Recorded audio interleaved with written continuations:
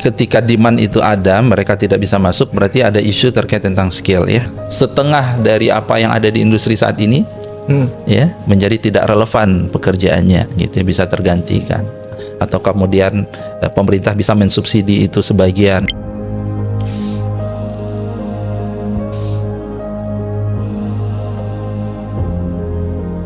Jadi saat ini itu kita 60% ya lebih sih sebenarnya ya, tergantung definisi formal informal. Ini mereka bekerja di informal. Karakteristik informal itu adalah biasanya upahnya juga tidak fix ya. Kemudian yang kedua, jaminan sosial tidak ada ya, perlindungan ya terkait tadi ya, perlindungan kecelakaan kerja, perlindungan bahkan jaminan kesehatan, perlindungan hari tua dan kematian dan seterusnya ya. Ini yang memang jadi tantangan ya, ini harus diurai satu-satu Mas Vincent ya. Yang pertama memang secara makronya kita harus membuka pekerjaan formal lebih banyak. Inilah saya berharap hilirisasi dan pertumbuhan industri di kawasan-kawasan strategis pemerintah ini tumbuh. Tapi nanti syaratnya apa? Ease of business-nya harus jalan, kemudian investasi macam-macam lah. Itu lintas kementerian lah gitu ya. Makanya Pak Presiden membentuk Danantara, itu kita harus apresiasi untuk melihat dengan adanya Danantara, kita itu untuk invest itu kapabilitasnya lebih besar. Tinggal tadi ada nggak izin-izin macam-macam yang masih sekian banyak, ya itulah peran dari Kementerian Investasi nanti gitu ya. Itu satu. Nah, kita berharap pertumbuhan itu formalnya tinggi, informalnya ini hanya sebatas bantalan atau kemudian transisi, kita berharap. Menjelang itu tetap mereka harus kita perhatikan. Satu, upah.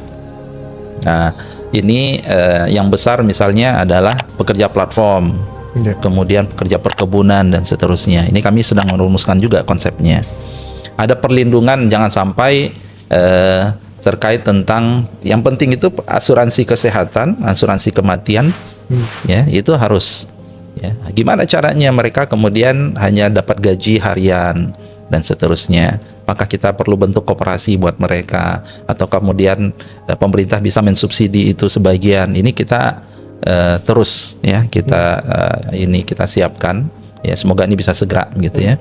Nah, kemudian juga masuk terkait dengan keadilan, transparansi dan seterusnya. Kalau pekerja platform itu kan ya terkait tentang algoritmanya transparan dong, gitu ya. Jangan boleh ada PHK sepihak dan seterusnya. Itulah pemerintah harus hadir di situ. A lot of things sudah, Mas Vincent. Ya, Pak, saya ingin kembali lagi ke data di BPS, Pak. Kan angka 4, sekian % pengangguran itu 476. Kan kalau, iya, 4,76 itu kalau dikasih ke numbers kan sekitar 7 jutaan ya, Pak. Yeah.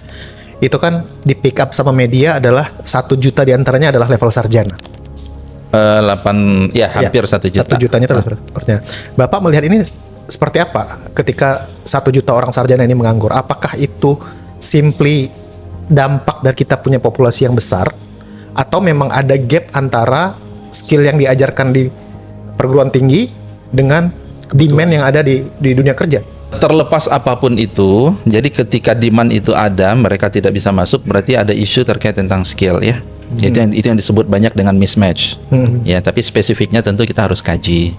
Nah, mismatch ini solusinya adalah balai-balai, itu salah satunya ya. Balai-balai di Kementerian Ketenagakerjaan kita itu punya 300 balai. Dengan ada yang paling besar kita sebut dengan Balai Besar Pelatihan Vokasi dan Produktivitas. Itu ada di 6 kota di Indonesia, kemudian ada di bawahnya ada di 30 sekian, ada punya provinsi, ada di setara provinsi kota kabupaten itu sekitar 270-an. Nah, situ perannya ada di situ nanti ya. Jadi itu disebut dengan area training vokasi. Gitu ya. Nah, karena memang industri ini kan niche-nya berkembang nih Mas Tirta. Ya, berkembang ya, apalagi ke depan lebih menantang lagi. Kita bicara green jobs, ya, AI, ya, kan ada riset yang mengatakan setengah dari apa yang ada di industri saat ini menjadi tidak relevan pekerjaannya, gitu ya, bisa tergantikan. Jadi ini harus kolaborasi bersama, ya. Saya yakin juga Kementerian Pendidikan, ya, Dikdasmen, Kementerian Ristek, Saintek, ya, itu kan mereka dengan program manajemen mutu dan seterusnya memastikan kurikulumnya update terus, industri kita juga kemudian ini kan juga berkembang, kami nanti membackup tadi pelatihan-pelatihan vokasi gitu ya. Ya inilah gitu ya. Jadi sesuatu yang harus kita hadapi.